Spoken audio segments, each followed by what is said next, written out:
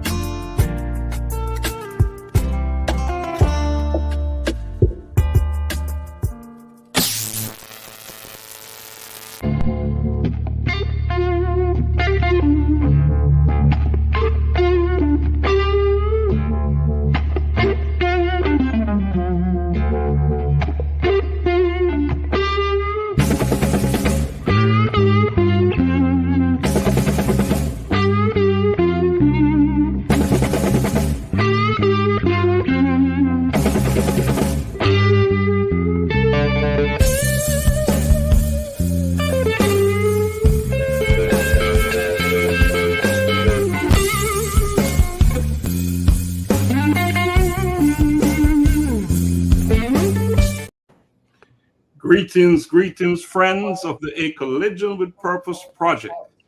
Welcome to another episode of Bridging Generation, Voices of Men in a Changing World. I am Dr. Laxley Stephenson. This groundbreaking podcast delves into the multifaceted experiences of men across different generations. In an area where societal norms and expectations rapidly evolve, this show offers young and older men a unique platform to voice their challenges, triumphs, and perspectives.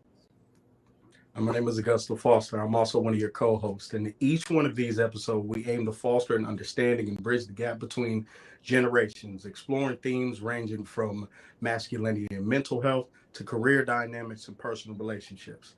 We believe by bringing together voices from varied age groups, the show sheds light on commonalities and differences in the male experiences, encouraging open dialogue and mutual learning. And I'm Juan Marcel, another co-host. And with Bridging Generations, whether it's a teenager grappling with the pressures of social media or a senior reflecting on the changing definitions of manhood, Bridging Generations is committed to uncovering the real stories of men navigating the complexities of a changing world. And ladies and gentlemen, we are your moderators for the show. Doc, I'm gonna turn it over to you. What do we have going on tonight? Man, what do we have going on tonight? The first thing is, if you look at the screen, you notice there's a difference. There is a lady on screen. Isn't that something? Yes. You know, I've been receiving lots of calls and say, what about a different perspective? So tonight we have on as our guest host none other than Elder Joan T. Randall. How you doing, Elder Randall? I am doing fantastic. First of all, let me just say thank you for giving me the opportunity to be with all you men. I love it. I feel honored that I get to spend some time with you tonight. So thank you for having me. Awesome. She needed the drum roll. She needed the drum roll. One thing I know about the drum roll, it's never too late to give it. The drum roll to make Let's do it. Let's do it. Drum roll to make it. All right. So yes. So you know, these weeks they're going by so fast, aren't they? Yes. What's up with that? What's up with that? Time moves fast when you're being effective and enjoying life. Oh man, you said the right thing, right? Yeah. Time moves fast when you're doing stuff. And aren't we doing things? Oh yes. Doing a lot. Yes. We're doing a lot, one? Yes, Oh, doing yes. a lot of good things. I'll say that. Let me change that. We were doing a lot of great things. Great things. There we Great go. things. Yeah. Hey, and you know, we have a packed show tonight. We have a special guest. He'll be coming on in the second segment, Mr. Patrick Jackson. I'm not going to say much about him right now because we'll make sure we bring him on with a drum roll the right way, the way we do it Right. here. All right. So, Elder Joan, you're on. This is your first time on with us. What are you thinking? What are your thoughts? Well, I'd like to introduce myself so your audience know a little bit about who I am. I'm Joan T. Randall. I'm a publisher. I'm an author. I'm a coach. I'm affectionately known as the author's midwife. And what we do at Victorious You Press, which is my company, is we empower individuals to use the power of the pen and deliver their message to the marketplace so that they can build impact, they can build a legacy, and they can build multiple streams of income from one book. From one book. One I book. love it. Impact and That's legacy. amazing. And the big piece is what? Multiple streams of income. Yes. Isn't that a big deal?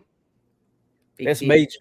Yes. Income is a big deal, right? And especially, Yeah. you know, this is Black History Month, right? So we have been talking about shedding shackles, right?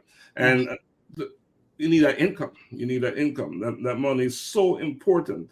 So we made a commitment on this platform that we're going to take on one challenge, one issue. And Augusta, where are you with yours? And Today, what that challenge is that you're taking on. so the challenge that I took on was, as somebody who comes from a legacy of people who provided service, I want to continue that legacy. So I said specifically, I wanted to make sure that myself and my family took time out of our day for all of the things that we have and be able to pour into those who have not. So today I was able to go out with some family and actually provide meals and food for the homeless today. So that was something where I said it for a lot of people might have seemed small to go, well, here's some canned goods, here's this, but it was really big for me, not just on the doing it to do it, but because I really wanted to be dedicated to doing this and not just carrying the engagement out with family, because my family understands the importance of it. And I believe it's something that's bred in us to do service, to provide and help others. So often in times where I look back in my family, we didn't have. So now to be able to be blessed, to be in a position to give to someone is amazing. So today it's been a very fulfilling day. Wow. That's awesome. That's big. Yeah. That's Huge. any questions anyone have for Augusta? How did it feel Man, listen, in the moment? in the moment it's great. You know, it was the second time in a short amount of days where I was able to do it and see the outcome directly. My family and I took a short trip over last weekend, and even interacting with a gentleman who I saw sitting there and this itchy feeling over him. And I'm always, you know, I don't know if you could tell or not, you know, I'm somewhat, you know, I'm a shy person.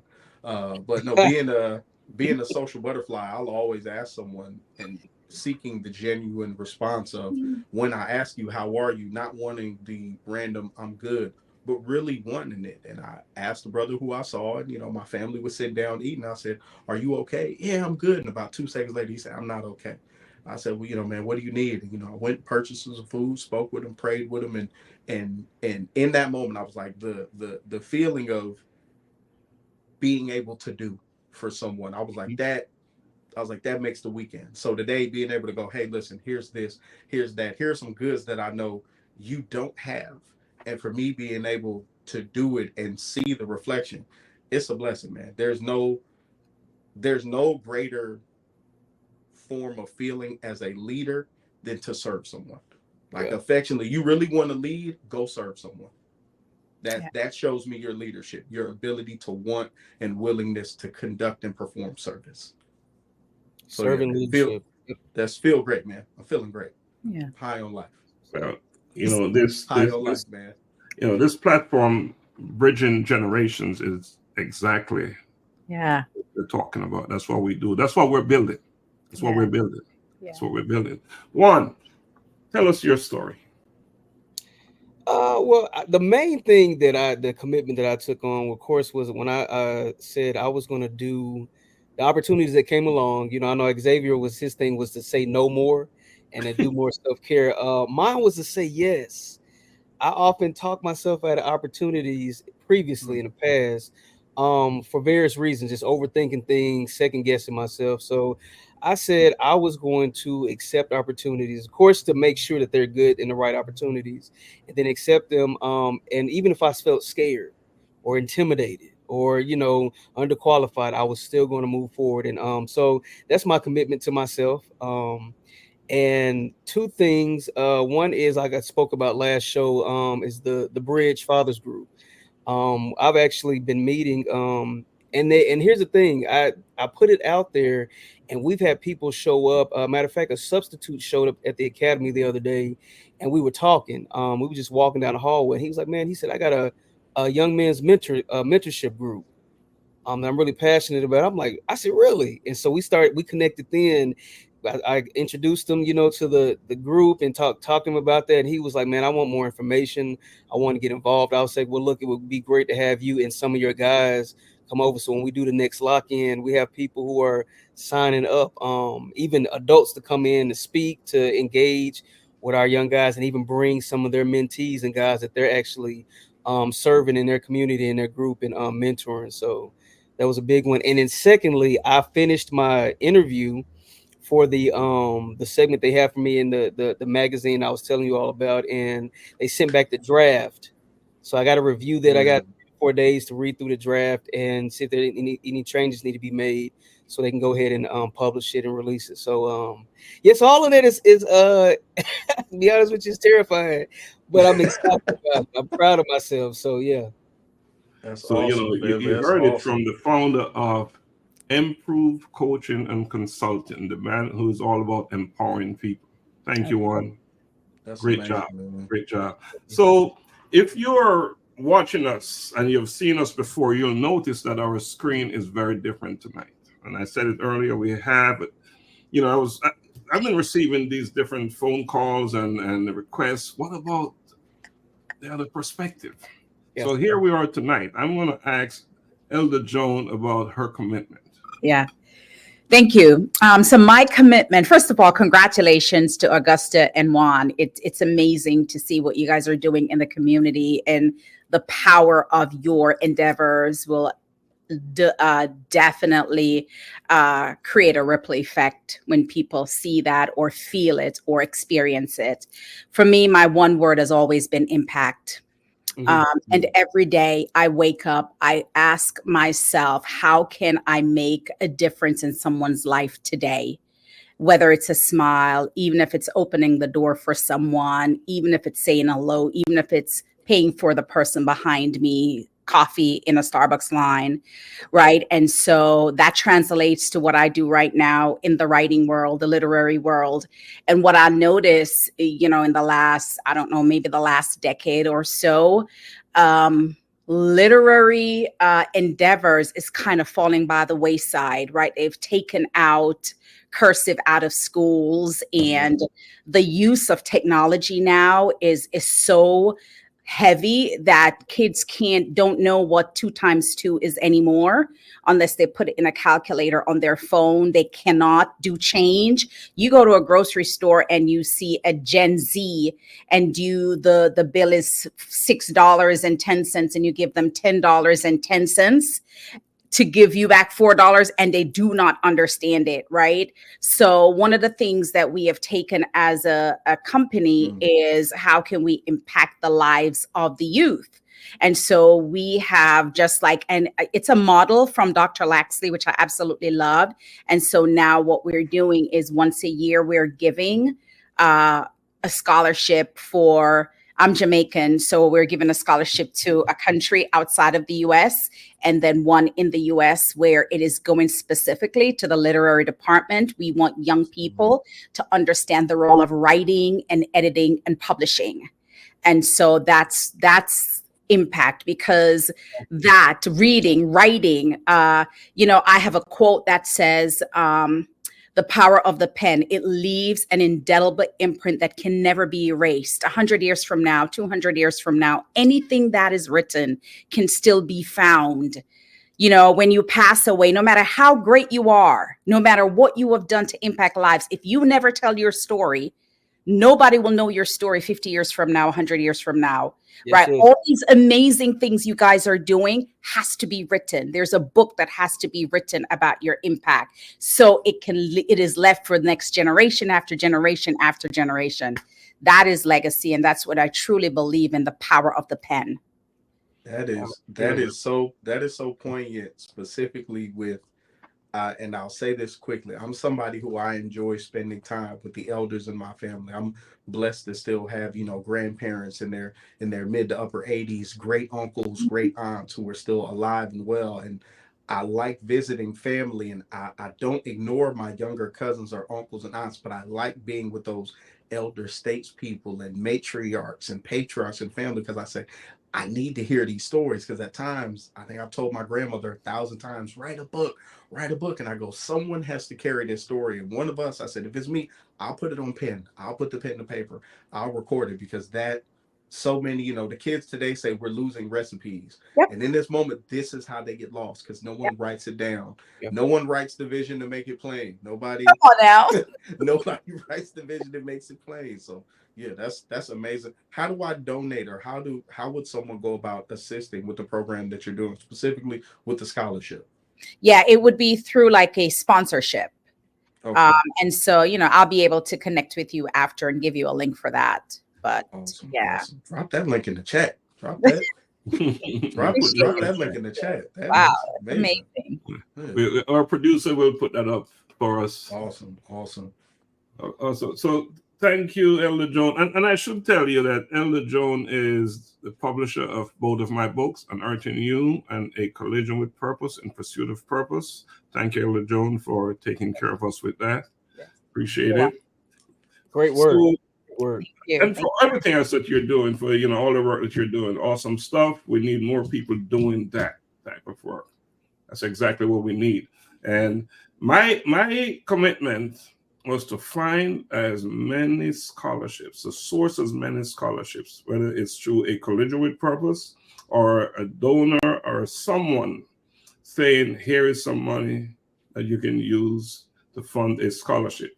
So I am happy to say that today I sent off enough money to pay for a 1 year of school fee for a young man by the name of John Blessed Wafula, all the way in Kenya. So he can attend school. We'll be able to attend school for a year with no challenge, no problems. And if you know anything about schools in Kenya, even at the primary and high school level, if you can't pay, you can't stay. That's just the nature that's just the way things work there. So he will stay for a year, for sure. And of course, that money I received the money from a anonymous donor. So I always tell people that this is not a telethon. We don't do that. We're not asking you for anything. But if you feel it within your heart to give something to help a youth in an underserved community somewhere in this world, please feel free to do so. We appreciate that. So, all right. Great stuff happening. In A Collision with Purpose world.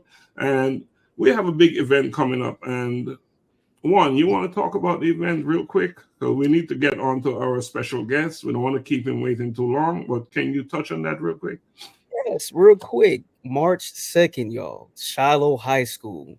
We are a colloquium. We're having this opportunity for us to celebrate what Dr. Stephenson would call unsung heroes. Several. How many honorees do we have, Doc? My goodness, 13. But I tell you what, we have one on the screen right now. Yes, we do. Yes, we do. So now you all have a face and a voice of one of our honorees that we get to celebrate for the remarkable and exceptional work that they are doing in their communities. And so it's a night of entertainment, networking, fellowship, community, food, and good music, all of that. Come out, get your tickets. Tickets are $100. But here's the thing: what I love about it is that not only it's 100, but it covers two.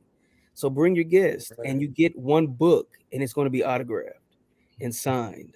So it's going to be a great night, March 2nd again, 7:30. Great. No, Seven- we'll be on at doors open at 5, and we again start promptly on time at 6, because we have a full program. we have promptly at 6. On We have time. Heard the doc. And I can't tell you nothing else. We're gonna kick it off. We have music, we have dancers, we have people talking about Yes. how they discovered their purpose, but more important and most important is what they're doing with it. Yes. Are they using their purpose to make a difference? The And, impact, as Elder said. each time I bring on a honoree on our program, it's so much easier. I don't have to explain why they are. We're honoring them. Wow. But when they talk about their work, it becomes obvious. It's so obvious. So we're honoring Elder Joan T. Randall for all that she's doing, and she just touched on a small piece of what she's doing about the scholarship. So, we're all about education. It is Black History Month. Education is our way out. And tonight we'll be introducing a guest who's about education and about nonprofit work as well. So maybe we should take a break now so we can get to our guests. How about that? Let's do it. Let me say, before we roll into it, I will be playing a tape with all of our honorees. All right, so let's do that. Let's take a quick break, and then when we come back, Juan, you'll bring our guest on, okay? Absolutely. Our special guest. All right.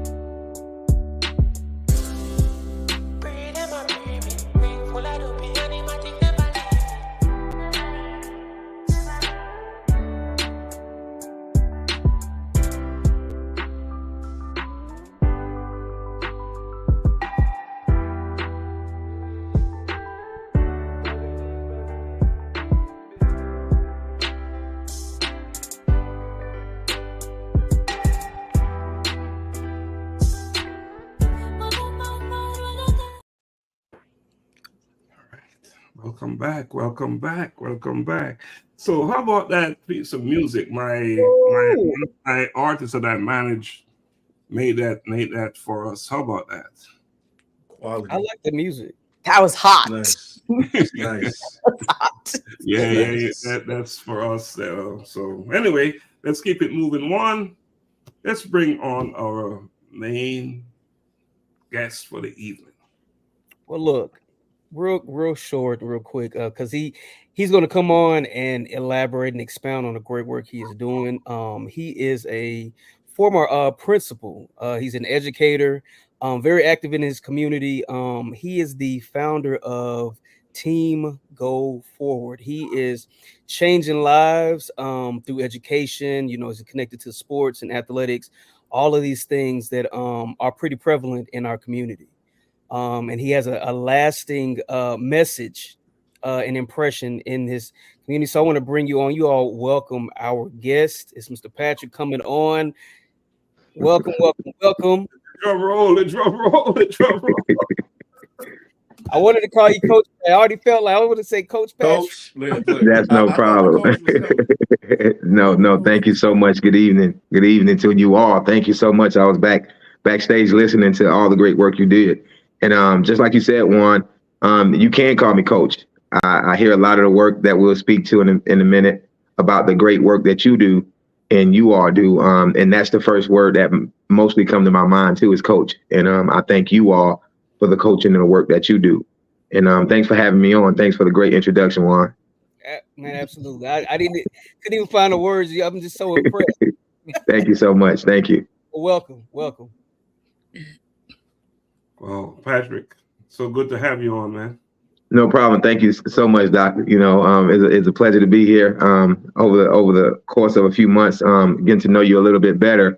I just can't do anything but appreciate the work and the wisdom and the guidance that you don't even know that you provide myself, a young man like myself. I love attaching myself to older mentors that have done the things that I want to do and to make the impact. So I thank you so much, and I want to give you your flowers right here in person as well. So thank you. Thank you. I appreciate that. But you know what? Tell us about you. Who is Patrick? Talk to us. No, thank you for that. Seriously, just for the opportunity and the platform to even just speak who I am and my story and the message that I try to. So I want to show the gratitude that I have for this, just being here with you all. A little bit about myself. I don't think it's much to me as far as this special person. I love what the message is here in the mission, because I do think I am a product of just shedding shackles, of just still bridging generations, like we all say, because I know I'm a little unorthodox. And I think for the experience that I have and a little bit about my background and profession, I love speaking of my story, because it speaks towards and antagonizes a lot of the stereotypes that we know sometimes that can be our shackles per se. And I love shedding them by showing and doing. But myself, I was born in Hartford, Connecticut, actually. I love claiming Georgia and the Atlanta area, but I was born, like many people, in another state, but was raised here in Atlanta, Georgia area from the age of 4 or 5, and grew up on the south side of Atlanta here in Clayton County, Georgia. I love Clayton County. A lot of people say, man, that's crazy, but I love Clayton County here. It's going through a lot of times from myself of growing up here, graduating from Morrow High School. So that's where I really graduated from high school at, and I'm a product of HBCU. Went to Savannah State University. So I love Savannah State University. I love what we produce. And we also think of, we have a phrase that we speak of, that you can get anywhere from here. And it's just something as small as that phrase in itself shows a little bit of my story, just like many others, that we can get anywhere from, no matter what story that we come from. A little bit more about myself. I love sports. I love athletics myself. I played football, and I was fortunate enough to have a scholarship. I walked on to Savannah State University and received a scholarship for I think 2.5 years, I believe, and was able to work hard and once again shed those shackles of walk-on players can't get scholarships and don't work real hard. So that was one of the early challenges that I was motivated to show that no matter where I'm from, I was able to earn that same D1 scholarship. After that, I never knew that I was going to work with community outreach. I truly start seeing that I naturally would call into working with the youth and doing some outreach. So I started working with YMCA and Boys and Girls Club while I was in college a little bit. After that, I decided to take a chance. I pursued professional football. I was able to play, I'm not sure if you all remember, arena football. I played indoor arena football for about 5 or 6 years in Illinois. And I love sports, and I apply it to life every day. It's things that, Juan, it's funny you say that, because I do love sports, but it's one of the last things that I speak of now, even in my community outreach, even as an educator, because it used to be a time that I can start with, hey, I played football. Hey, I had a scholarship, or hey, I played some professionalism. But most importantly, I understand what sports did for me and how much it applied me to my life, and how much it applied to adversity, hard work, ethic, and study. No matter if it's film study on the field or studying your opponent on what you want to do, that's life to me. Whether it's waking up early in the morning for going to practice, whether it's staying ahead of the game and understanding the environment that you're getting ready for. So even early, I started realizing that no matter what happens, sports is something that allowed me to learn how to work hard to get whatever that it is that I desire to do. After that, I decided to become an educator. I walked away from professional football because I had an opportunity. An African-American woman, amazing Black lady. She was a principal of a charter school, and asked me to come work for a charter school. And at that time, I laughed at her. I said, I don't want to be a teacher. I want to be a teacher. And little did I know it was a calling on me. And after I was a paraprofessional for 1 year and playing football and traveling, I decided to say I would like to take an offer on being a 4th grade teacher. So that was my first year as an educator, being a 4th grade teacher. Even then, athletics and coaching or being coachable is something that exuded, because not being in education and not knowing the traditional way of standards and curriculum and things like that, I had to be coached by my principal, and she was quite great at coaching someone like me on what education should look like and where we're going with it. After that, and just a long story short, I taught middle school, and after that, I was able to become a dean of a school in my 3rd year as an educator. So I became a dean and assistant principal. After I think about 6 years, I did 2 or 3 different charter schools as a dean. And one of the best things happened. I decided to go for some principalship, and we decided to start a charter school. So we started a charter school here in Atlanta, Georgia. I was the founding principal for 3 or 4 years. And this is my first year walking away and doing my nonprofit full time. It's something that I've seen over the years that I've allowed and made other schools, I believe, okay with the culture and climate, coaching, leadership, and development. But now that's what I do through Team Go Forward. And to answer your question, Team Go Forward is a nonprofit organization, and it stands for Teach, Empower, Advocate, and Mentor.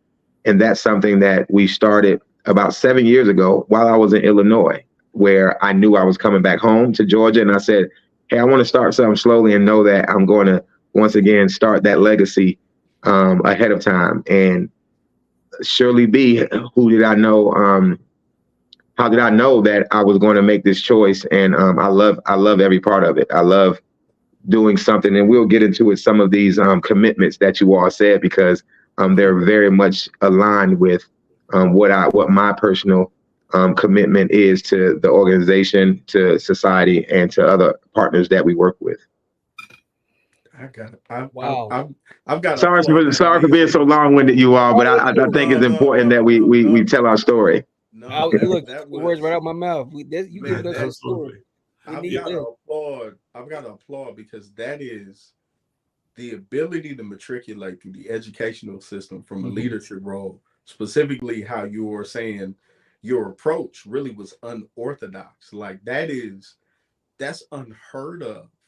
Like, to get those roles, man, I applaud I applaud the fact that the unorthodox way worked. Thank you. That's big. My hope is that someone is watching this program, a parent or a student, and what Patrick just said will do so much good and inspire and motivate them, and just get them up. Yeah. Get them back. All right. And it's crazy, you all. I just I know we'll get into the show with just so many things that even one thing I do want to just name is part of it is my story that I think is on my heart to say is I was raised by a single mother, and I think that's super important. That's something that I never shied away from, and I give my mom a lot of thanks and kudos and love for being able to handle a household in a way for a Black woman to be able to raise a young Black man. And that's something that I think is important. That's something that is my mission, because obviously in our community, that is a popular perspective on our single family households. And that's something that is my mission, to show everyone that is the same background that I too come from. And I just want to say to everyone that it's possible, whatever you need to do. Amen. And again, Patrick, you exemplify the notion that you grow where you're planted. Absolutely. Absolutely. And that's a big deal. And that's something we talk about a lot around here. There are no excuses. You're in a situation, that is your situation. Now, what do you do with it? What do you do with it? And we could go on and on about that, there's no excuses, Doc. There's no excuses. None at all. But before we move on to our other panelists, I have one question for you. Tell us about your commitment to your organization. My commitment, myself, thank you for that. Because I was writing down, I was like, man, these some great commitments you all have here. My commitment specifically is just like the way we hear, Doc, is partnerships. I understand my sole reason for what I think a lot of the gaps that we'll talk about between the education system. Mm-hmm. I truly feel like it's a gift that I have to be able to come from a different perspective and not be so bogged down and work directly in the school, because there's a lot of opportunities out here. There's a lot of partnerships. There's a lot of organizations like yourselves that truly are here for the work. We want to serve. We want to do things, like you said, make an impact. Miss Randall, you talked about literacy. Oh, we could go all day about that, and that's important. But I think it's important for myself to connect outside organizations into the school system a little bit more. It's almost like a infiltration, for lack of better words, that we should be able to do a little bit more connection. And that's what I believe within those school constraints. Whether you're part of the educational system or not, I truly think it's a barrier. It's a major barrier that has worsened over the years of kind of closing out organizations, outside third-party organizations, from being able to be more accessible to the schools. And I do think it's hindering our students more than we realize. Absolutely. Mm-hmm. Wow. We're going to stay with the principle of ladies first. Mm-hmm. So, Elder Joan. So my question for you is, you're like the epitome of a Black man magic, honestly. I love everything about you, the sports, the education, the love of people, the love of teaching, the love of giving. You're a chief servant officer, right? That's what I see you as. And so my question to you is, in looking at the whole thing about the shackle, right? Shattering the shackles. In our African community, our Black community, there is this tendency for our young men to want to go to the NFL or the NBA or something in sports. And so they are most often are encouraged by their parents to go, and they push as hard as they can, whether it's flag, and then you go to tackle and all these different levels of football.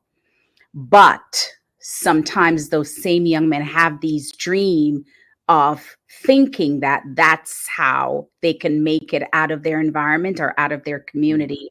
And so education goes on the back burner, and this yearning for fame where the sports is concerned, happens. How, or what would you say is the balance that parents or grandparents, I'm a grandmother of 4, can, balance that? Because I'll give you an example. I have a 5-year-old grandson, and coming out of the womb, he wanted to play football. And he was at my house recently, and he stuffed paper in his shoulders, like and here, and he put on his mask, and he has a football. And when he's on the football field, his face is different from when he's not on the football field. And every coach that he plays flag is saying that he was born with that thing. He was born with that stuff. And they think he's going to go all the way to the NFL. And that's all Izzy thinks about, right? Football. And then he tells me, I don't like to read. I just want to play football. So when you see things like that, and as they grow, I don't know, hopefully it changes. How do you, assist them with the balance of saying you have to have an education because that thing that you're dreaming of may not even pan out? How the balance is No, that's a great question, and it's funny because my answer for that probably have not changed over the past 25 years of going through that. It can be a controversial issue sometimes, depending with the parents, but I do wholeheartedly believe that we should not lessen how much we push and motivate students to pursue their dreams, even if it's less than 1% that makes it like professional sports. I truly think that it's important to apply those key characteristics, those life skills, and apply it and connect it to, hey, whatever this love is that you love, whether it's sports, dancing, cheerleading, cooking, any extracurricular activity you do, we should pull out those things that you are named, even in our commitments. We name what serving looked like. We named about what discipline looked like. We spoke on what tenacity looks like. We talk on perseverance. See, these are characteristics that no matter what environment you in, that's how you connected with it. So me, and I would say I don't have any kids, so it's hard sometimes when people ask me these advice about kids, and the first thing if they disagree with me is like, you don't have any kids, Pat. But I can speak from so many levels and perspectives over my experience what I believe work but don't work. Truly, we want to connect it to, hey, if you don't like reading, that's like you don't like studying your plays. If you don't study your plays, you're not going to pass the test, which is the game. Things like that. So it's just a lot of things that is about connection and making sure that we are teaching students how to apply those skills to no matter what environment. And I don't know if I'm saying it very clear enough. It's just without my mom allowing me to put on that helmet in the mirror and dream and wish and act like I'm doing it, that was my motivation. When I got to college and did not know I didn't have a scholarship. A scholarship did make me work hard. It was some of the push was knowing that I did have a scholarship, so it's a lot of things that can go hand in hand. And I truly think it's always important with the connection on how to apply the connection. So we have to find what motivates our students. Many times, and we'll get on the gaps, you all. That gaps is no matter if we're talking about what we're talking about now is motivation and extracurricular activities, or if we're talking about the basic level of how can we as parents and community or siblings support our students who don't know how to read or don't like reading, because it's a continuous force to be able to keeping their attention and motivating them when they don't want to do it. No different than as an adult, we don't want to wake up and go to work sometime, and someone needs to motivate us. Whether it's motivate yourself or my significant other laying there with me saying let's go, or it's hearing my kid in the background and saying that's why I do it. So we have to always so cliche refer back to your why. And even at an early age, you have to teach students to what is your why. If you say you want to do this, or if you want this, you this is what you say you want to do, and we hold each other accountable to it. That's so profound. I mean, you just a whole light bulb just open up in my head just with you connecting the love of sports to literally being able to read the play. So that's how we can connect that. I love it. Thank you. That was great. No problem. Thank you for that question. Awesome. So I know I know you have a question or two for Patrick. Look, I'm over as a fellow educator, man. I'm over here just my wheels are just spinning. First of all, I want to say I feel like family. My baby brother graduated from Savannah State. Okay. Baseball and everything, so he grew up playing all sports. And I actually work at a performing arts academy right off Forest Parkway. So I'm right there, Clayco, Ellenwood, I know exactly. Mission recruiter at Clayton State University, so I'm familiar with Clayton County. So, but well, and it's funny, Elder Randall, what you talked about, because that was going to be my first question. That's something that you're right about it being controversial. I've been in education now for going on 12 years. And when I started out in high school, I was an assistant track coach. So a lot of my connections were with, my guys, track, basketball, and football. And it was a conversation I was having constantly, because GPAs and test scores were so low, but the skill was just magnificent. But it didn't always pan out because I would always have the conversation about this. You're an athlete, but you have to put the student in front of that. You're a student athlete, and so we always had the conversation about what a student athlete looked at. So that question was just, she took it right out of my mouth, having that conversation. But you talked about, and since we're already there, I got something else, but I'm gonna stay where we are, stay in the flow. You talked about the gaps. And I, just studying, just researching, just a lot of these things when it comes to the disparities in education, especially for our marginalized populations and underserved, like what gaps have you observed and picked up on that your work actually responds or speaks to? Well, one second. I'm so sorry. Somebody is literally banging on my door. I want to say I'm so sorry. 1 second. No, go ahead. Well, he'll be right back. Yep, he will be. One of the things what you say, this is real talk, right? This is live. This is live, pal. Things are happening in real time. Real time. That's just the reality, right? And how you deal with reality with real time is important. So we'll just wait for him to come back. Here he is. I'm so sorry, you all. I'm not going to waste time talking about that. I'm so sorry. Just come on back and tell us. Let's do it. Let's make it happen. Good. What is your question? So it's just about the gaps. What gaps have you noticed in just in education, literacy, whatever the gaps that you're speaking about? No problem. I think it's. I wish we had a lot of time. I love the perspective that I've had. I'm the person that has had the opportunity to create policy. To help be there and create a school at levels. And I love feedback and observation.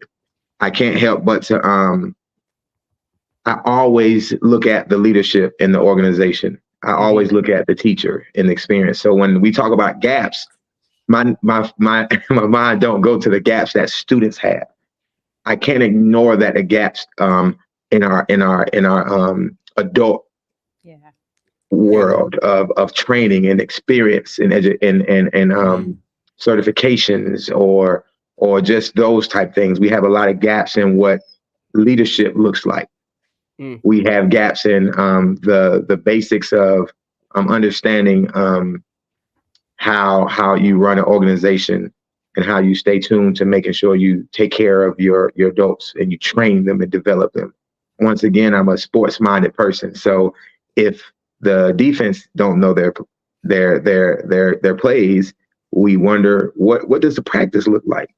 What does coaching look like outside of it? Because outside of the game day, it's a whole week before the game day that things should have been going on, and that's how I walk into any school. So I definitely see what students are doing, and that there are gaps there, but I would be doing a disservice to what I stand for if I don't name the gaps and from the top that it is, and that's in most leadership environments that we're in. So other than that, it trickled down to the gaps and that the students have. Obviously, there's not a lot of room by way of design in schools. We go on to schedules, school year calendars, all of these things that we understand that the school to prison pipeline is real. Yes. It's real. Like, it's real, for real. And it's in plain sight. It's in plain sight. I've created a school, and even myself, at the level that I've had school, I can honestly say, I love confidently, I can say without worry about penalty, that I literally disagree with the educational system and the format of it and the reasoning of it. And it used to be times where I work under schools that I can't say these things. But really, it's a never-ending story of the gaps and the perpetuation of the system in the gaps. And I say that with true clarity and passion, that it's things that even I would say is important for people like us and organizations like us to keep doing what we do, because I don't see it fixing the educational system as much as people think. And with that word system is even intentional. We can't break that system with just our understanding that it's a system there. So it's just the fact that, sadly, I think the gaps are implanted so deep that it's interesting, and it's good for us to know that we have to stick to these commitments. Because these commitments are the thing that one by one will allow those shackles to shed off and educate our students. And like you said before, where are those gaps? The list is never ending where those gaps are. Absolutely. Wow. And that's some deep stuff. I know, y'all. I don't. No, you I'm not here to sugarcoat. I'm not here to sugarcoat at all. And we don't want you to. This is real stuff, real talk. Bring your authentic self. That is a requirement to be on here, and you're delivering it just as you should.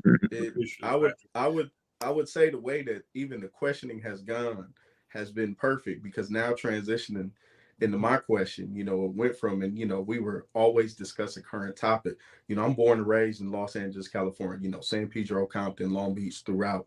And I remember, so to tie into what, Ms. Jones said, they did a study a couple of years ago where 3 out of 4 is 75%, which has gone up to roughly, now that was in 2021 or 2017, they did that study. Now it's almost at 80% of Black boys weren't reading at the level. And then transition from that to, what Juan asked, how do you fill the gaps? And then in that moment where y'all said it, I realized I'm sitting here listening to somebody who's a literary expert, somebody who, is very effective in linguistics, and then 2 gentlemen at the bottom who specifically work in the field of education. And it hit me right in this moment. In all of my years from grade school to middle school to high school, I had 1 male Black educator.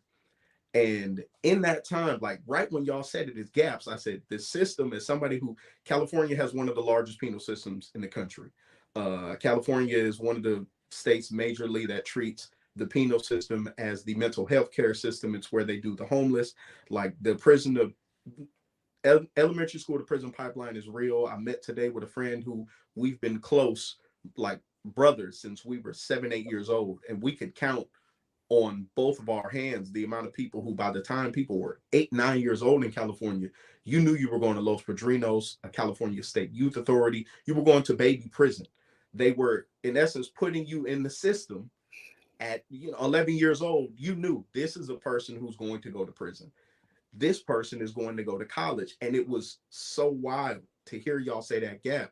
So I would ask you the question, because I think one of the gaps is more Black male educators. I think that would also help with the reading. But then I would say, for a question of, since we know that's the gap, how can people who are outside of the education system, like me, I'm a father of 5. I have 1 son who loves reading, who loves tech, who loves science, but I know he's a rare breed. How then do we transition specifically the melting of the young men who, you're either going pro, you're either got a bars or a wicked jump shot. How do we transition them to making, not necessarily being square cool? I emphasize, I love being out of the way. But how do you get to them from the non-educated, like as a non-educator? What are some tools or some goals that you would say to get somebody, the everyday person, the parent, the father of a son who really wants to play, and he doesn't emphasize, if your grades ain't hitting, neither are you. Like, what tools would you say could use to engage them to get this next generation to understand the importance of that education, that they're the foundation of filling that next gap? Mm-hmm. No, great question. I hear twofold right there. I think to speak back on the impact of Black male educators is huge. It really is. One thing I can say, I've seen this in both states that I've worked in as an educator, is that it's not a lot of Black male that go even into the field. Let's just say even into the field.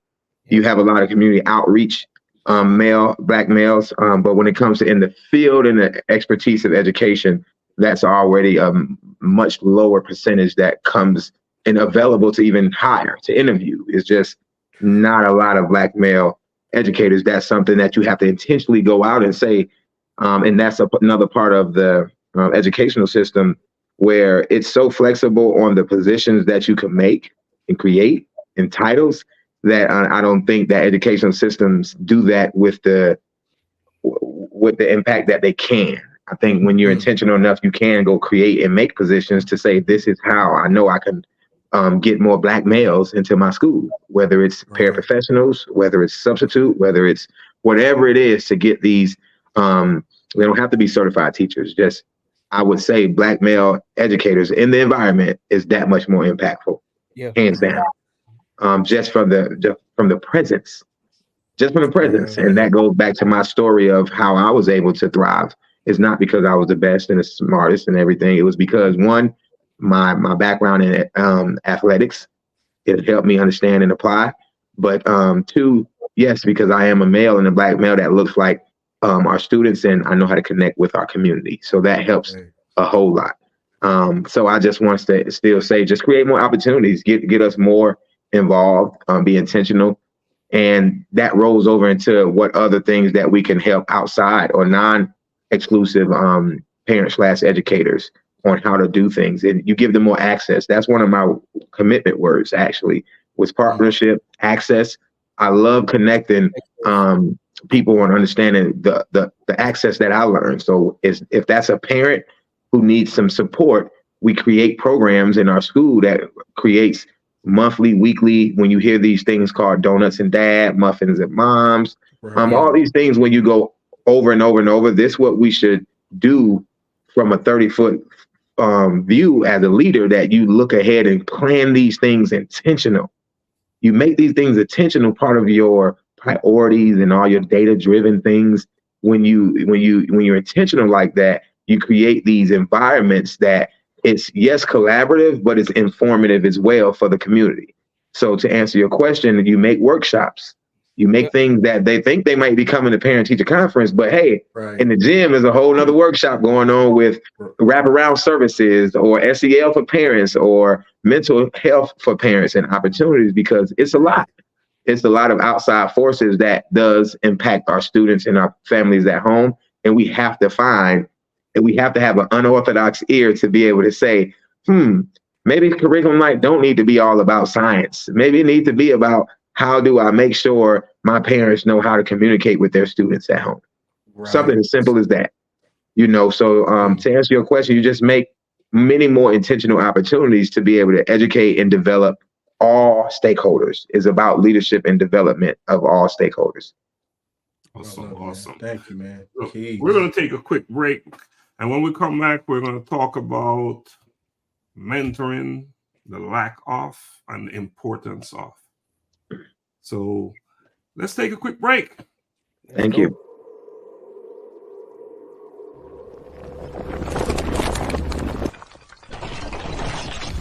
A collision with purpose, in pursuit of purpose.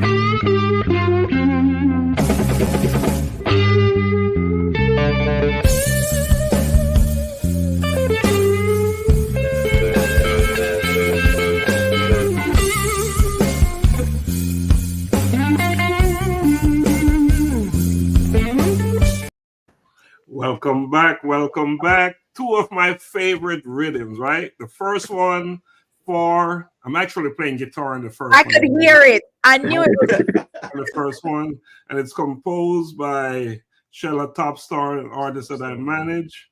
So just wanted to put that out there. I'm playing guitar in the first one. Shameless plug.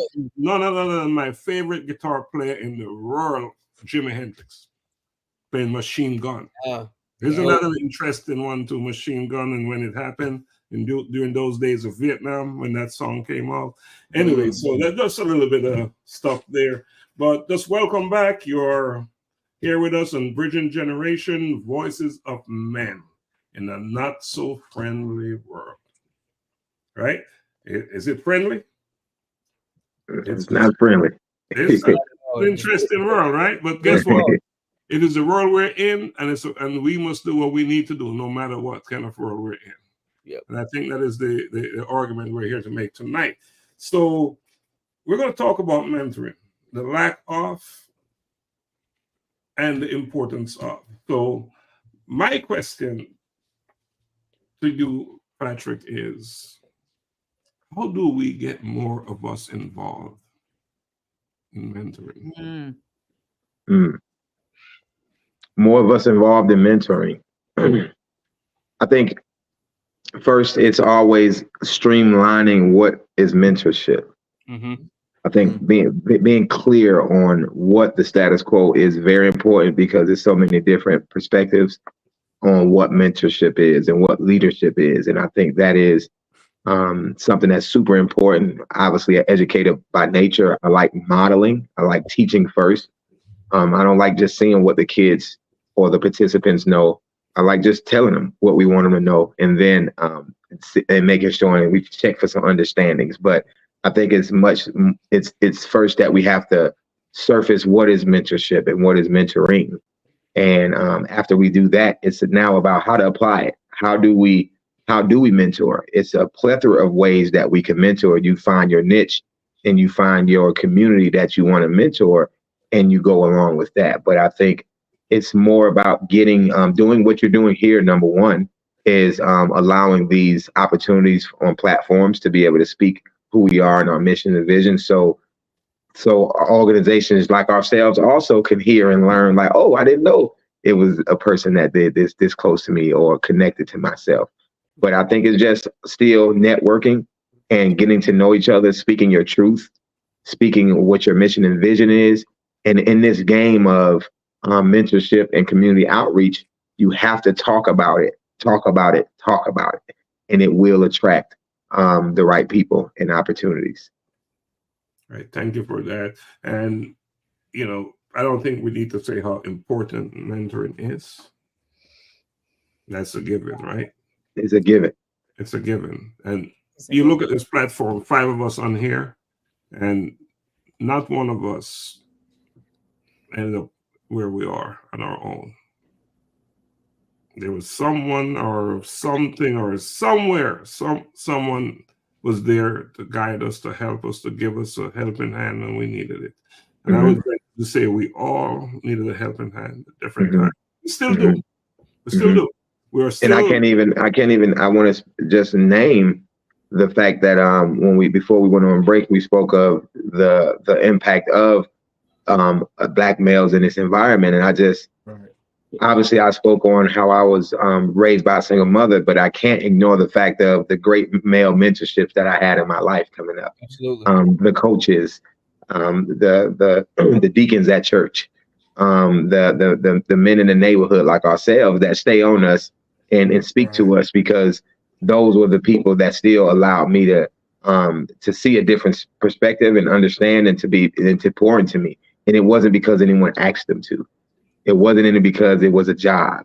It's just like we do now. We see something in people or opportunities, and we literally say, "Oh yeah, let me tap in a little bit more." So it's important to keep our eye out on when we feel that passion or that spark to do something and say something. I think it was you, Augusta, I think, who had the story of helping somebody. You said you want to serve.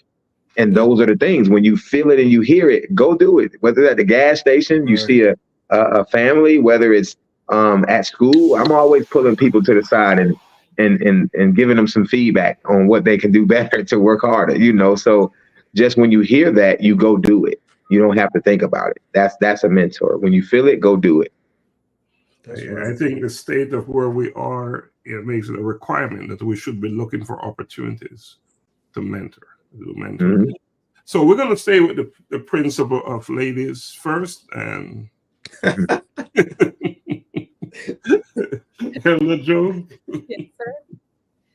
So what was the question?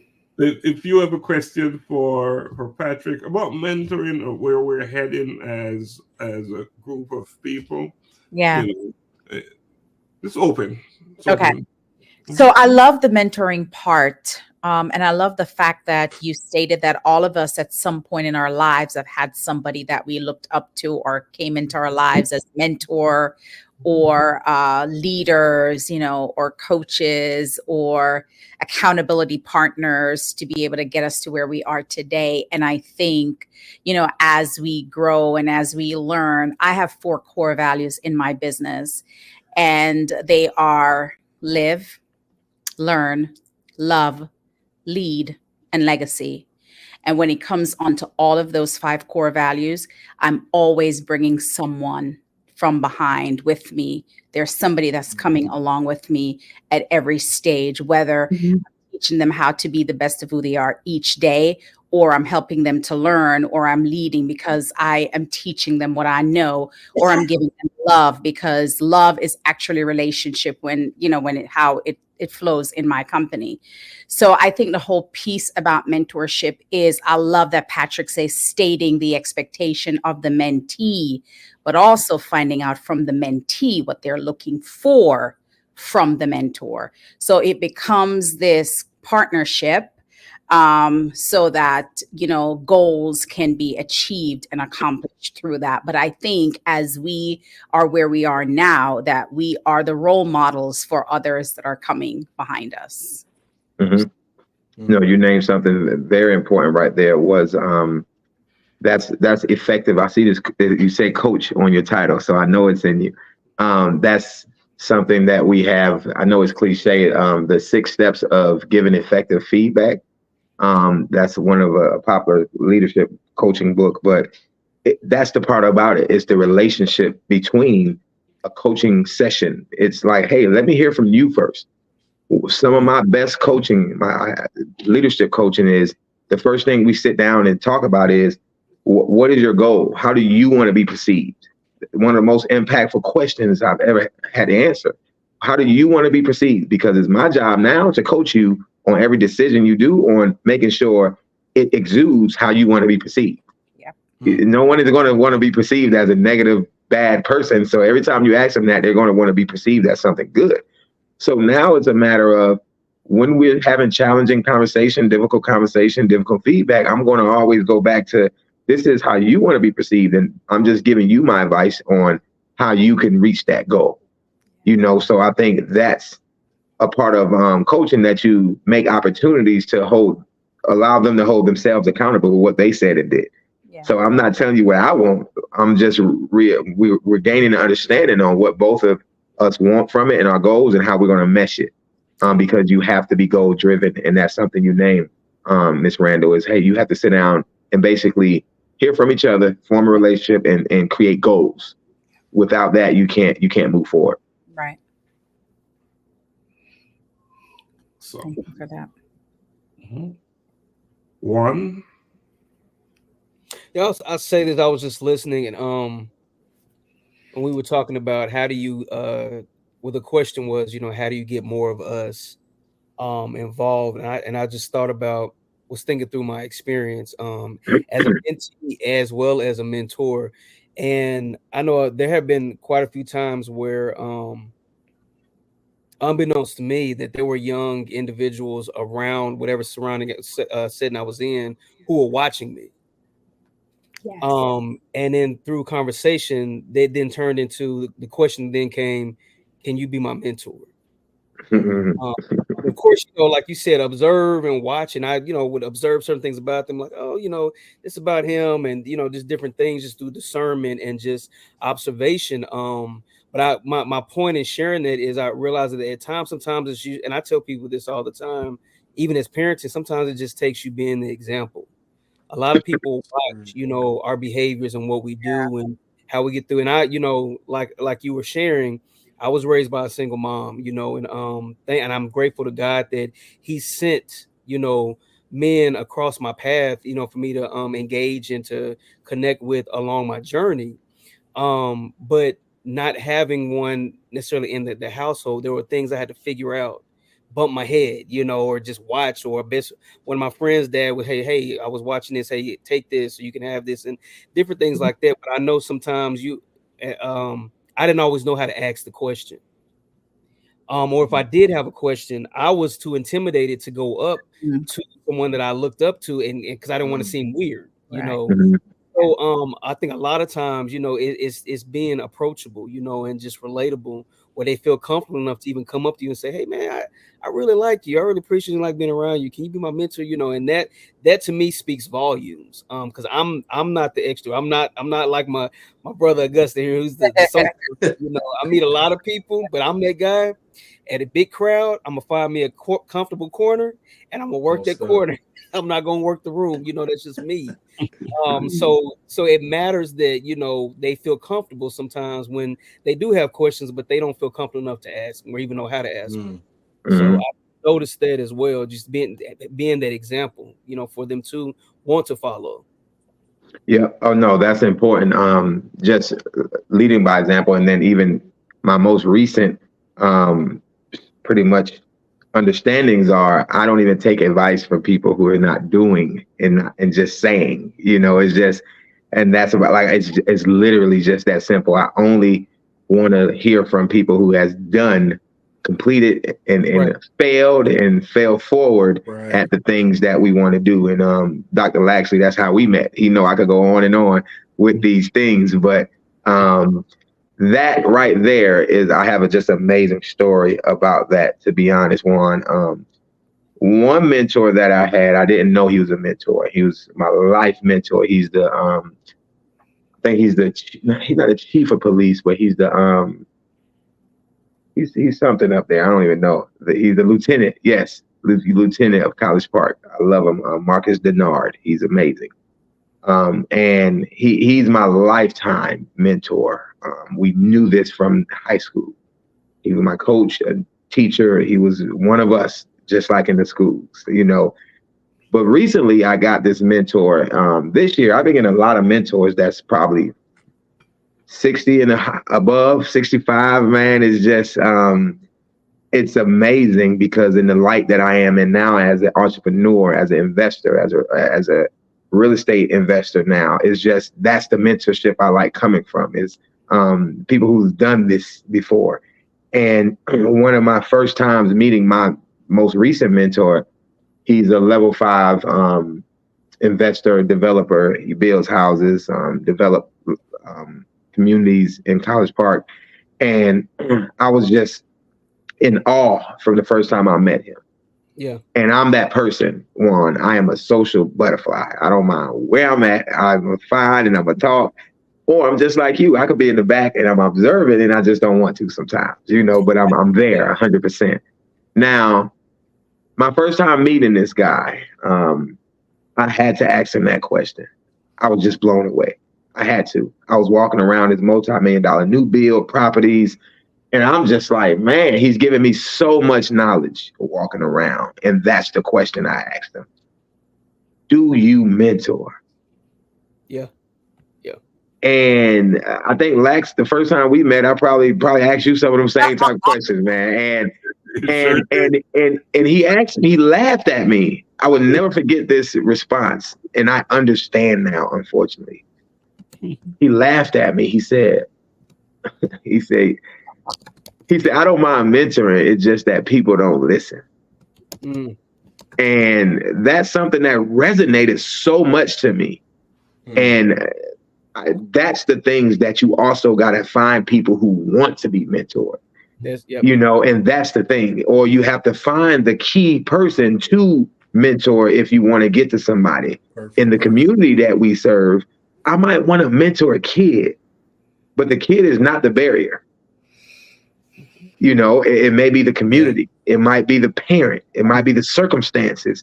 And that what you have to go find out. You as the the mentor, you have to go adopt the necessary mentee in order to get to that mentee you need to. Mm-hmm. So a lot of times we bring on families or communities or whoever, but you have to want to go search for that opportunity to mentor someone.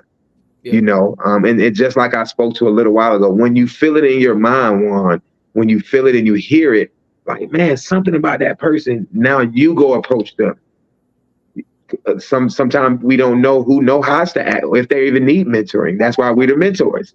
Absolutely. We don't know who they don't know what they don't know until they start meeting us. So it's important that we keep that keen eye to go antagonize, to go find, to go be that person. And it doesn't have to be 20 people in the room, like you say. In that corner that you're in, you can walk away confidently saying, man, I had this one great conversation this whole day, and I know one's sticking with me, or this one opportunity. So yeah, we have to have an eye for it. And even when someone says they don't want it or they show the actions they don't want it, we have to antagonize that sometimes. That's a valid point. Just seeing and then moving it, the whole action step, that is, you're observing it for a reason, or it's been brought to your attention for a reason. Sometimes it does take us just to step out and to approach and interact with individuals. So yeah, absolutely. Mm-hmm. Let me ask you this though. I know you mentioned, and this going back earlier when you talked about stakeholders. And I know you from education, and just mentorship and stuff like that. How important is it for those who are willing to interact and be approached? How important is it for the mentors or potential mentors to connect with the parents or guardians? It's imperative. You have to, or it's going to be a continuous wall that you come against when there's a lack of communication. It's just like, let me just name, it's just the same. It's one of the same barriers between the school system and the parent and the home system. You have to make opportunities to be able to say, oh, we have to create that space. We have to teach. Somebody told me you have to manage the managers sometimes, because sometimes we don't know the barriers that we're going to come across. So we have to prepare for them in the best way that we can in that way. I'm not sure if that answered your question clearly. Oh, no, it did. It made me think of real short. I was the last academy I was at, I was a post-secondary counselor. And a mentor. That's the position. It's a mentor, teacher, post-secondary counselor. And one of my students, she lives in California. And so and she's not even, she's white. So I came in like, oh, this is, and so we connected. And I know mom was kind of in the back like, hey, Mr. Smith, she would always send emails, like almost seemed like that helicopter parent. I'm like, ma'am, I got this. And I had to catch myself, because when I started to realize, I was like, there are things about her that only mom or dad would know. Yeah. Right. So I sat back and I started to build a relationship with mom, and me and mom connected quickly, and dad from time to time. And then she would oftentimes say, hey, Mr. Smith, I don't know if she shared this with you, but da da da da da. And so when we would talk, I'm like, hey, tell me about, and she would laugh like, it's weird that you would ask me that. And our conversations would just, and it got better. And then mom was like, hey, she told me that you guys had this conversation. Ms. Smith, thank you so much, because you're the first person she actually talked to about that. Yes. And that's the stuff a lot of people would ask me about, being a principal or being a dean. I was the person who had to expel or suspend, or before that, it's just relationship is something that I truly feel is a super strength of myself with parents and community. I would be that person in the pickup and dismissal line outside with the stop sign, having fun, because the parents want to feel connected, and that in itself fixes at least 40% of the problems. When as a principal, people would say, I would not go to board meetings sometimes. I would not go to, because I don't want to leave my building. And a lot of times you just literally being accessible, cell phone, whether it's email, accessible to parents, because they want to feel heard. No one is hating or trying to really set up their students to be failures, but sometimes we have to give them the access to know how to function in these environments that we want to be able to teach them. So you have to show them with open arms. That is no judgment. As people coming in school smell like smoke, or they come, whether sometimes they have to come into the school, we just make the environment conducive for them because I might not see them again.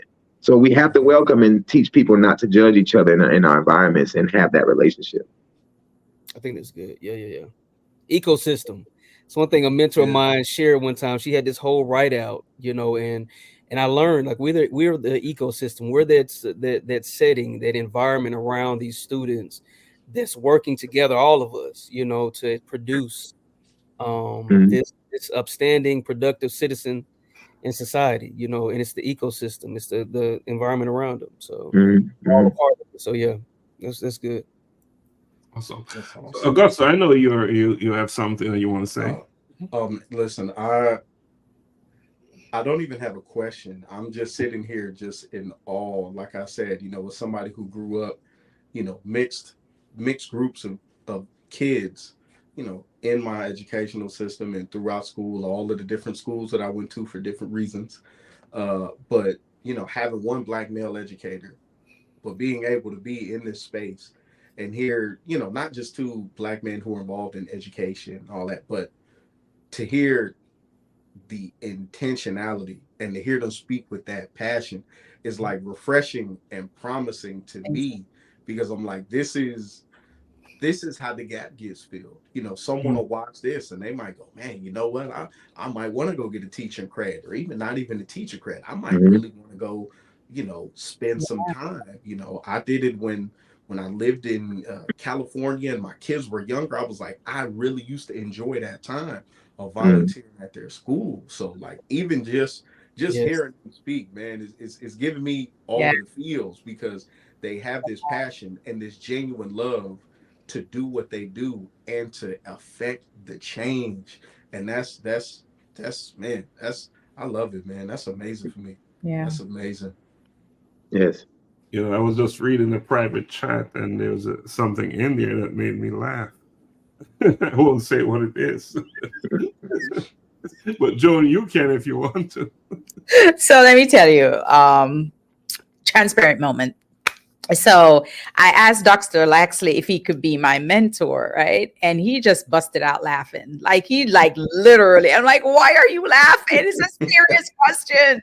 I want somebody to hold me accountable outside of, because I am the one that's always holding others accountable. Exactly. A coach, right? A coach needs a mentor. A coach needs a coach. A coach needs a coach. Yeah. What's funny with both y'all, I never even asked Doc. I never asked him. I told him myself. Yeah, you've been my mentor for what, 20-something years. I never even asked him. But from watching him, there were qualities that I wanted. He had qualities that I wanted. So those days were a little bit different one. Yeah, they were. But I just thought it was funny when I saw that private chat, and Joan said that when Patrick said it, I laughed. Maybe that's something I need to look at. Why am I laughing? And I know we're wrapping up, but there's one thing that I've been thinking about first of all, Patrick, you're an amazing host. I mean, you're a human being. What a blessing you are to this earth. For such a time as this, and for this generation. I pray just all kind of anointing and blessings on you from the crown of your head to the sole of your feet. And that's Amen. Thank you. Amen. Thank you. But I want to just address one more thing. And I know we're short on time, but this whole mental health piece as it relates to our youth and school, and you recognize that, some of these things is happening younger and younger and younger. And whether it is because of, a breakdown or chaos in their homes or in their community or in how they were nurtured, tell us a little bit about how you would be able to address some of those younger people that are coming in with this mental health issue that you may suspect. No, that's a perfect question. Myself, even as a disciplinary or a coach or dean, I'm certified at restorative practices and social emotional learning.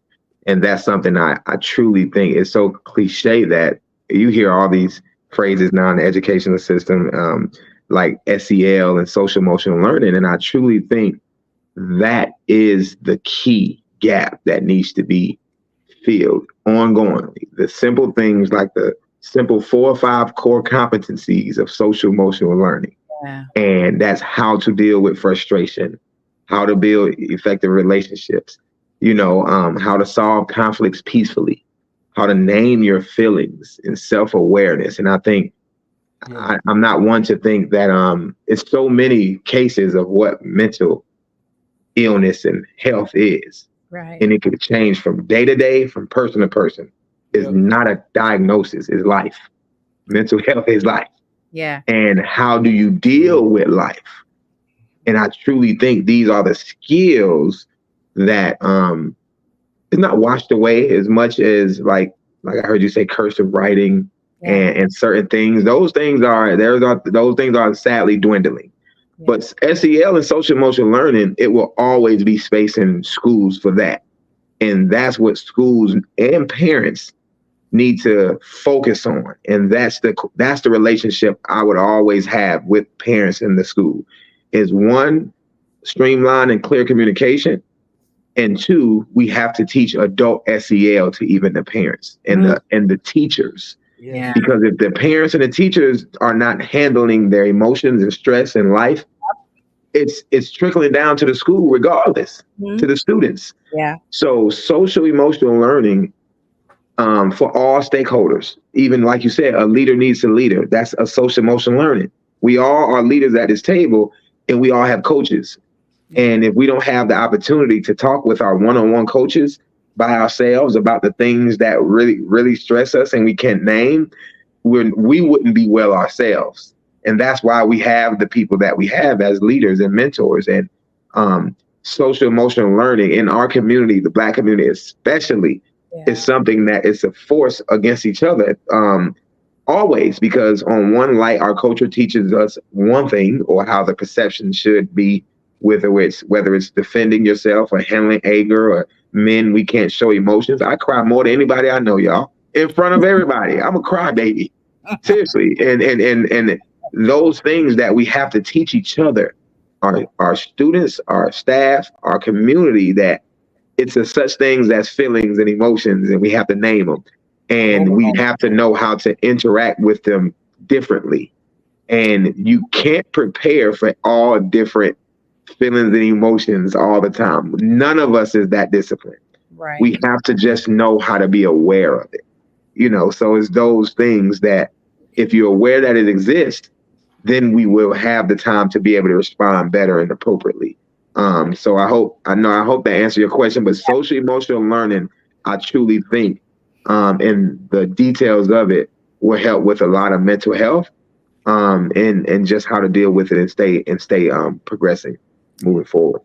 I love it. Thank you for that. Yeah.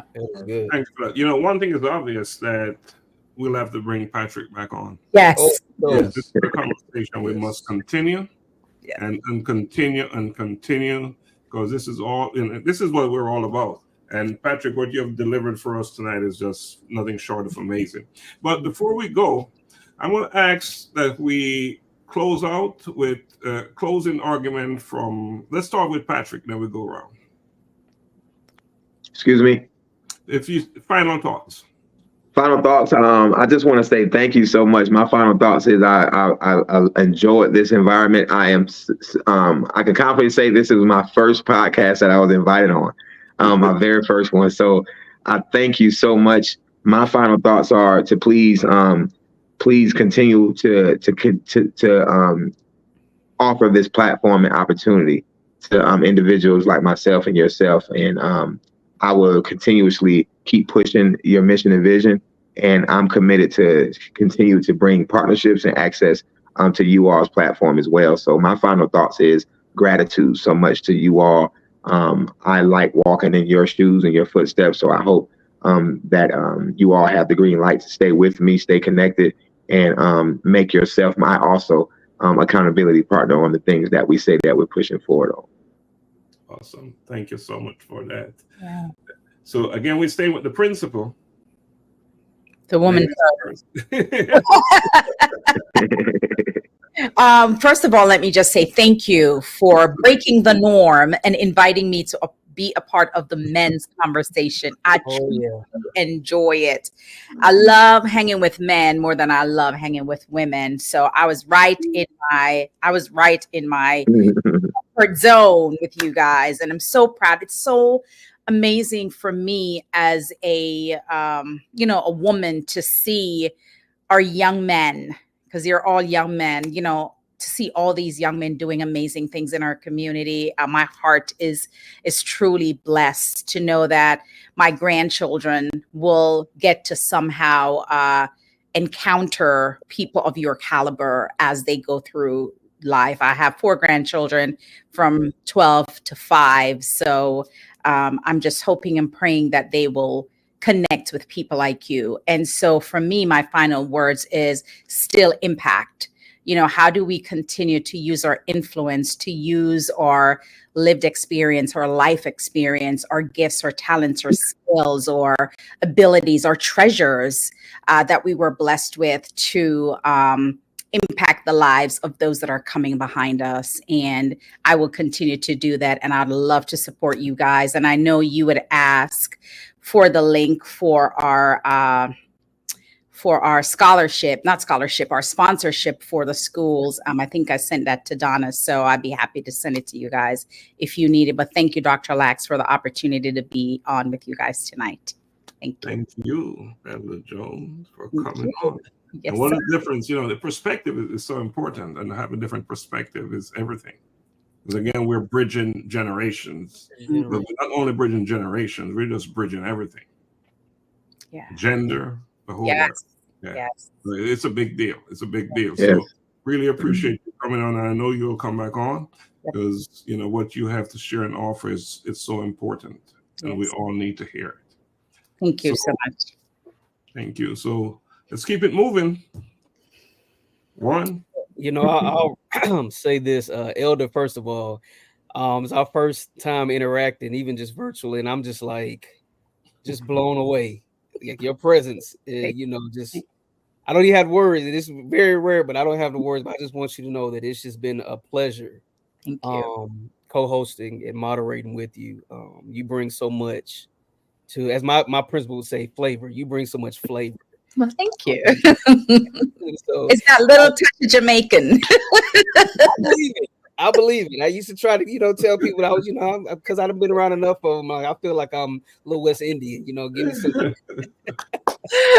Oh man, but Coach, man, I'm same thing. Man, it's an honor. Definitely looking forward to having you on again, and just even connecting outside of here. The work that you're doing is exceptional. So keep going. And I'll say this just to our audience. Parents, you matter. Guardians, you matter. If you're a grandparent raising your grandchildren, aunts and uncles, older siblings, whomever you are, or if you're taking on your neighbor's kid, whomever you are, you matter. Show up to the board meetings. Yes. Volunteer at the schools. I can tell you now, as an educator and an administrator, we need you. We want you. We welcome you. So just show up. I say sometimes it's just your presence that counts. So just show up because you matter. And the last thing I'll say is, like Dr. Maya Angelou said, when you get, give. When you learn, teach. We all have the responsibilities to pass it on. Absolutely. Absolutely. It's that river mentality, right? Yes. Yeah, just deposit good things as you go along, as you walk in life. So let's not be the lake that store and contain.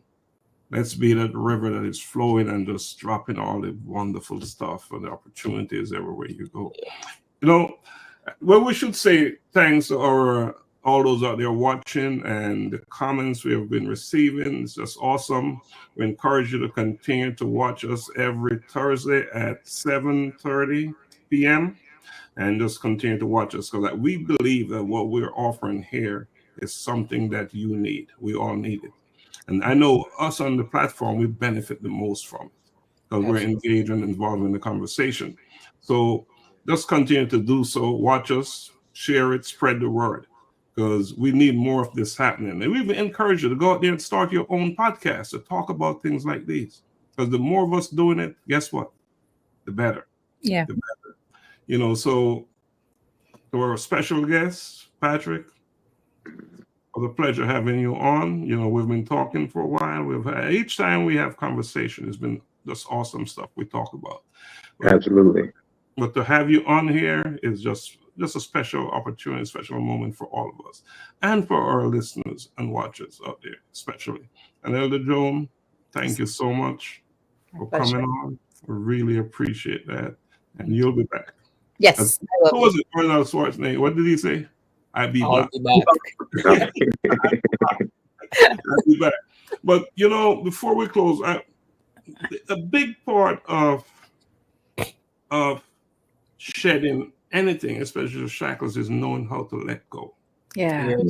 Letting go. So I did a piece on my Daily Insight. I just want to read one little bit of it before we go. And it says, letting go doesn't mean forgetting. It means choosing not to let our past dictate our future.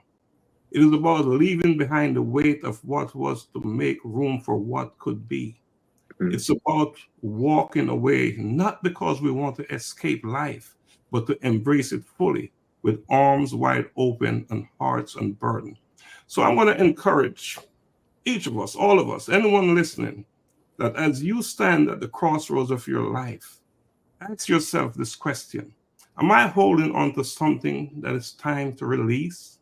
And remember, letting go is not a sign of defeat, but strength. It is a declaration that you value your well-being enough to walk away from that which no longer serves you. So I want to leave that with everyone. And Thank you for that. That was good. That's good. Right? Yeah. So until next time, on Bridging Generations, Voices of Men. Voices of Men. No problem. Thank you all. Thank you. Thank you, and just blessings always. We're going to close out with a video. So, Donna, can you play that video? Blessings from Jamaica. This is Sheila Topstar. Tonight I will be performing one of my latest singles entitled Far. Yeah. Now, this song is a reflection of my life. However, I believe that this song can also be a reflection of your life. Enjoy. Far me I come from, I me know where me I go. Far me I come from, I me know where me I go. Me see the aim, me I navigate to success. Working smart, no rest. Me I see the progress. Want to achieve, so me give it my best. Me I do my thing now, watch no one else. Some of them must be thought they were my friends. Smile with me, but I meet them against them. Want to set up my life and my journey end. You know me I am far as a winner, me no know about failure. Happy make it big, happy make it major. Stacking up the currency paper. Far me I come from, I me know where me I go. Far me I come from, I me know where me I go. Now last me way no, cause me know where me I go. Far me I come from, I me know where me I go. Me know me I go, cause me know me I come from. Where me I come from, dark like dungeon. Some say me not go nowhere, that's my assumption. But mine I kill them, so them brain function. Far me I come from, and I turn back. Overcome me struggles, me no want it come back. Judas them a fight me, Mortal Kombat them full up of jealousy and